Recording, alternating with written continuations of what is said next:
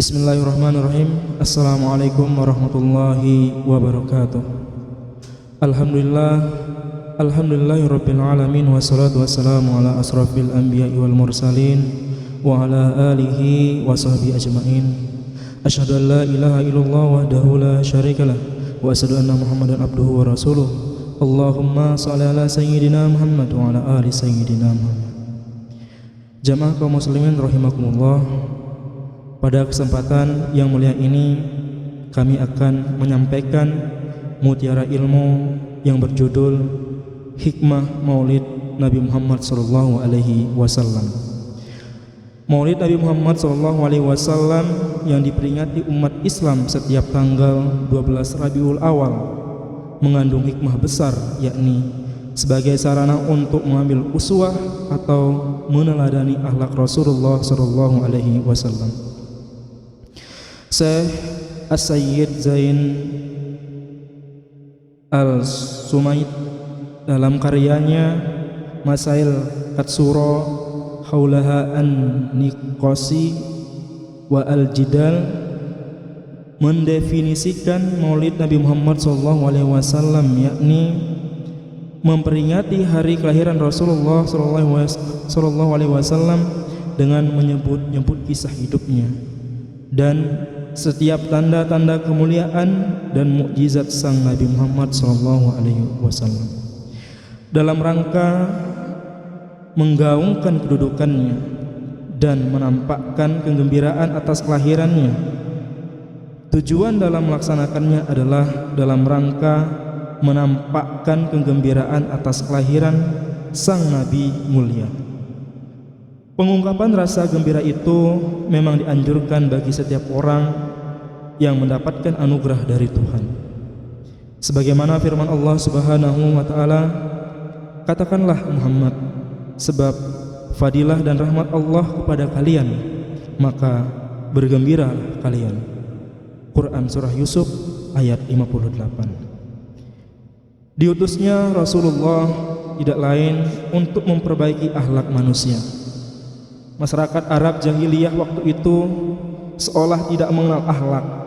Mereka memperlakukan budak seenaknya dan merendahkan martabat perempuan.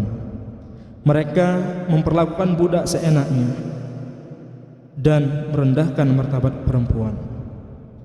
Misi Nabi itu dijelaskan dalam Al-Quran sebagai rahmat untuk semesta alam. Dan tiadalah kami mengutus engkau Muhammad kecuali untuk menjadi rahmat bagi semesta alam. Quran surah Al-Anbiya ayat 107. Ibnu Katsir menjelaskan melalui ayat ini Allah Subhanahu wa taala memberitahukan bahwa Dia menjadikan Muhammad sallallahu alaihi wasallam sebagai rahmat buat semesta alam. Dengan kata lain, mengutusnya sebagai rahmat buat mereka. Maka barang siapa yang menerima rahmat ini dan mensyukurinya, berbahagialah ia di dunia dan akhiratnya. Dan barang siapa yang menolak serta mengingkarinya, maka merugilah ia di dunia dan akhiratnya. Dijelaskan sendiri oleh Nabi Muhammad SAW dalam suatu riwayat hadis sahih yang artinya, sesungguhnya aku diutus untuk menyempurnakan akhlak yang mulia.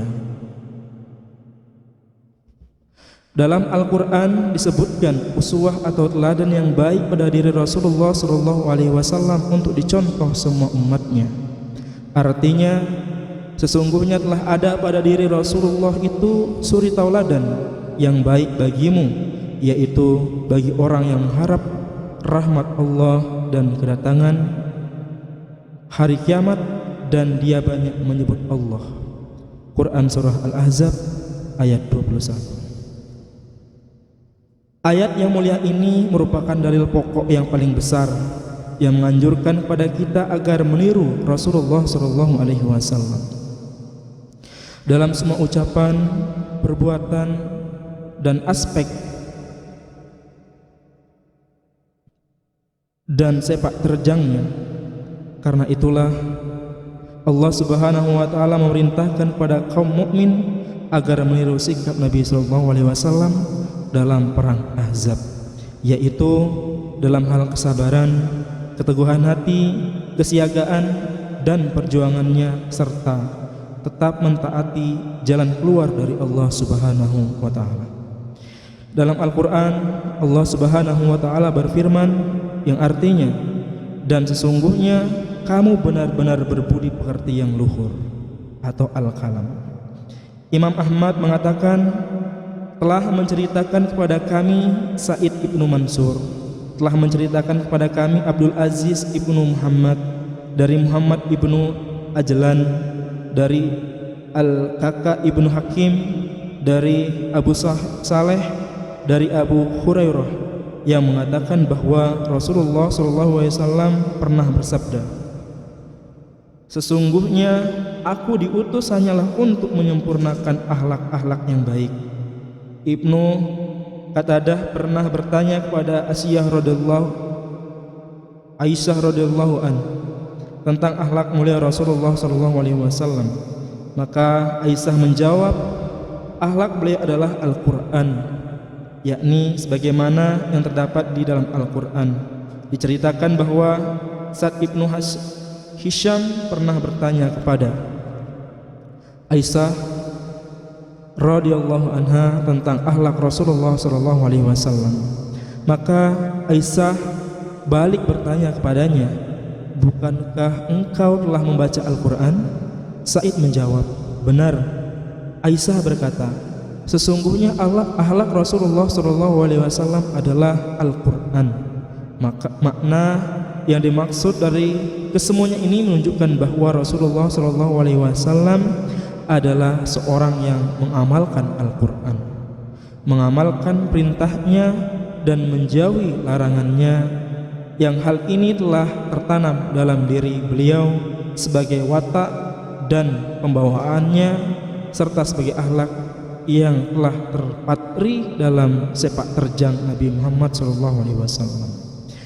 Maka apapun yang diperintahkan oleh Al-Quran, Rasulullah SAW pasti mengerjakannya, dan apapun yang dilarang oleh Al-Quran, Nabi SAW pasti meninggalkannya. Hal ini di samping watak yang dibekalkan oleh Allah dalam diri beliau berupa akhlak yang besar seperti sifat pemalu, dermawan, berani, pemaaf, penyantun, dan semua akhlak yang terpuji. Sebagaimana yang disebutkan dalam kitab Sahih dari Anas yang telah mengatakan, aku menjadi pelayan Rasulullah SAW selama 10 tahun, dan beliau sama sekali belum pernah membentakku dengan kata khish, dan belum pernah mengatakan terhadapku tentang sesuatu yang seharusnya tidak kulakukan. Mengapa engkau melakukannya? Dan tidak pula terhadap sesuatu yang seharusnya kulakukan, maka tidak engkau lakukan. Nabi SAW adalah seorang yang paling baik akhlaknya, dan aku belum pernah memegang kain sutra, baik yang tebal maupun yang tipis, dan tidak pula sesuatu yang lebih lembut dari telapak tangan Rasulullah SAW. Dan aku belum pernah mencium minyak kasturi, dan tidak pula wewangian lainnya yang lebih harum daripada bau keringat Rasulullah SAW. Imam Bukhari mengatakan, telah menceritakan kepada kami Ishaq ibnu Mansur, telah menceritakan kepada kami Ibrahim ibnu Yunus dari ayahnya, dari Abu Ishaq, yang mengatakan bahwa ia pernah mendengar Al-Barra radhiyallahu anha telah mengatakan, Rasulullah SAW adalah orang yang paling tampan wajahnya dan paling baik akhlaknya. Tubuh beliau tidak terlalu tinggi dan tidak pula terlalu pendek. Diriwayatkan dari Sayyidah Asyiyah, diriwayatkan dari Sayyidah Aisyah radhiyallahu anha, yang telah mengatakan Rasulullah SAW sama sekali belum pernah memukulkan tangannya kepada seorang pun dari pelayannya, dan belum pernah memukul seorang pun dari istri beliau, dan belum pernah memukulkan tangannya kepada sesuatu pun kecuali bila dalam berjihad di jalan Allah. Dan tidak pernah Nabi SAW disuruh memilih di antara dua perkara, melainkan memilih yang paling disukai dan paling ringan di antara keduanya, terkecuali bila yang ringan itu berupa dosa. Maka jika hal itu berupa dosa, maka beliau adalah orang yang paling menjauhinya, dan Nabi SAW tidak pernah melakukan sesuatu pembalasan yang pernah ditimpakan kepada dirinya, melainkan bila batasan-batasan Allah dilanggar, maka Nabi SAW melakukan pembalasan, dan itu hanyalah karena Allah Subhanahu wa Ta'ala. Demikian pembacaan mutiara ilmu yang dapat kami sampaikan, kurang dan lebihnya mohon dimaafkan. Wassalamualaikum warahmatullahi wabarakatuh.